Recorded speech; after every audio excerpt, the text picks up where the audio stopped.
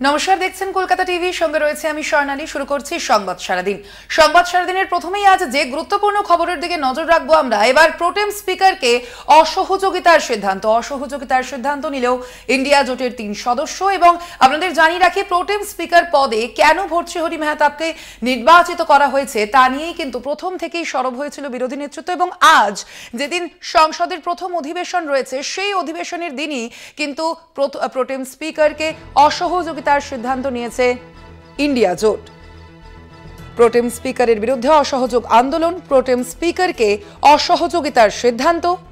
অসহযোগিতার সিদ্ধান্ত ইন্ডিয়া জোটের 3 সদস্যের। বিরোধীদের উপেক্ষা করেই প্রোটেম স্পিকার নিয়োগ। প্রোটেম স্পিকার পদে বিজেপির ভর্তৃহরি মেহতাব।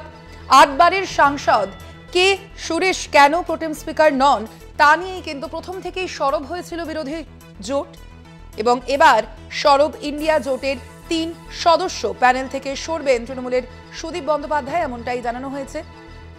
প্রোটেম স্পিকারকে সাহায্য করার জন্য যাদের নিয়োগ করা হয়েছিল, যাদের নির্বাচিত করা হয়েছিল, তাদের মধ্যে থেকেই এবার প্যানেল থেকে সরবেন তৃণমূলের সুদীপ বন্দ্যোপাধ্যায়, এমনটাই জানানো হয়েছে।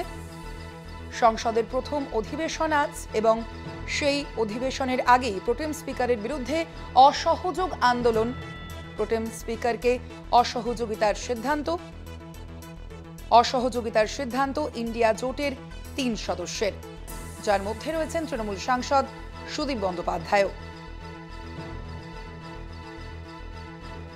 প্রোটেম স্পিকারকে সাহায্য করার জন্য যে প্যানেল তৈরি করা হয়েছিল, সেই প্যানেল থেকে সরলেন তৃণমূল সাংসদ সুদীপ বন্দ্যোপাধ্যায়।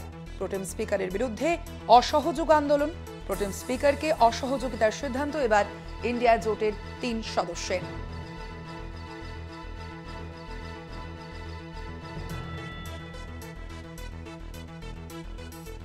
প্রোটেম স্পিকারের বিরুদ্ধে এবার সরব ইন্ডিয়া জোটের 3 সদস্য। প্যানেল থেকে সরবেন তৃণমূল সাংসদ সুদীপ বন্দ্যোপাধ্যায়।